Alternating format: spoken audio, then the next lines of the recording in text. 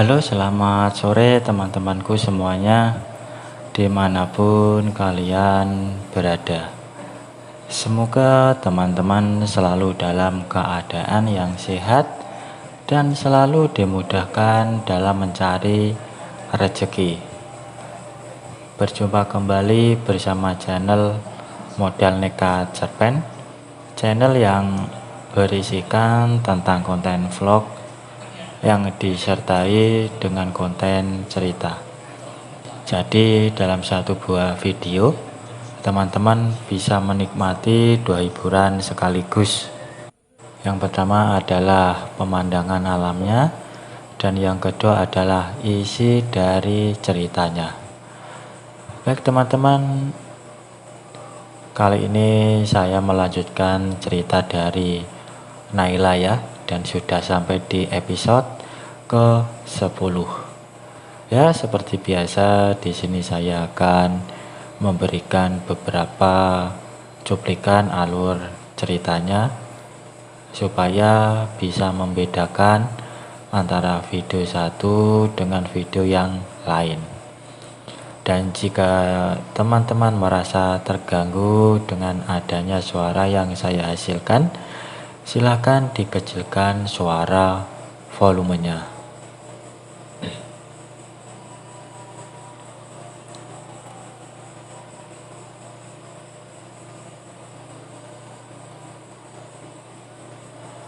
Sekitar jam 3 sore, Naila yang sedang tertidur dibangunkan dengan suara pintu rumahnya yang diketuk beberapa kali. Lalu ia pun bangkit dan buru-buru mencari handphonenya dan melihat adanya panggilan tak terjawab dari Putri sekitar beberapa menit yang lalu.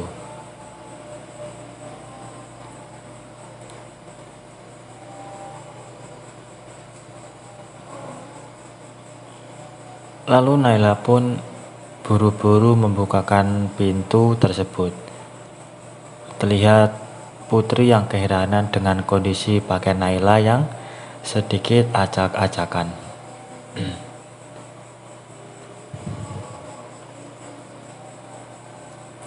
Memang sebelumnya mereka berdua sudah janjian di rumah Naila untuk mengcopy foto yang sempat mereka buat beberapa hari yang lalu.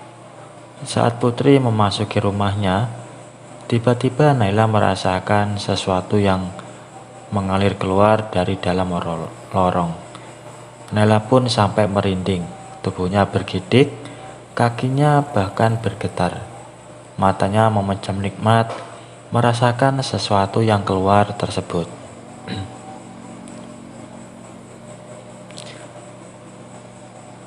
Lalu dengan buru-buru Naila pun meminta izin kepada Putri untuk pergi ke kamar mandi untuk memeriksa apa yang sedang terjadi padanya. Dan Putri pun disuruh untuk menunggu di ruang tamu sambil memakan jajanan toples yang ada di tempat tersebut. Sesampainya Naila di kamar mandi, Naila mengambil simpulnya lalu menggantungnya di pintu kamar mandi. Naila pun sempat heran saat melihatnya. Saat ia mencoba menghirupnya, ia langsung menjauhkan karena aromanya yang sangat menyengat. Ia pun membuang ke dalam ember berisi pakaian-pakaian kotor yang berada di dekat pintu kamar mandi.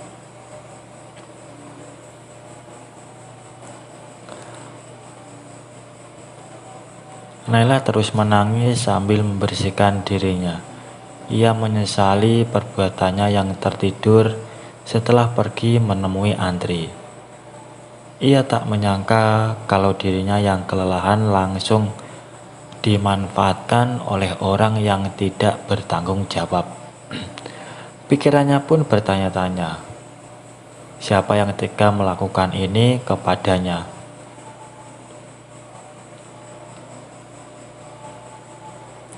Sedangkan di ruang tamu rumah Naila, Putri menunggu dengan anteng sambil melihat-lihat kondisi rumah rekan kerjanya yang cukup besar.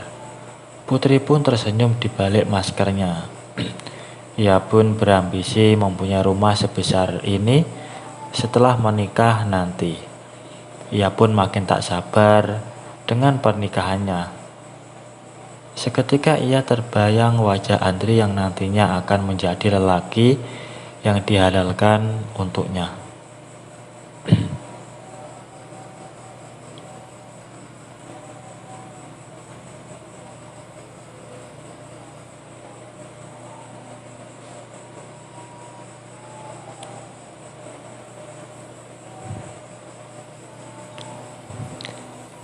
Sedangkan di malam harinya, mereka berdua tidur dalam posisi miring ke kanan. Naila di depan membelakangi suaminya. Ketika suaminya sudah tertidur, mata Naila justru terjaga saat memikirkan kata-kata yang suaminya ucapkan.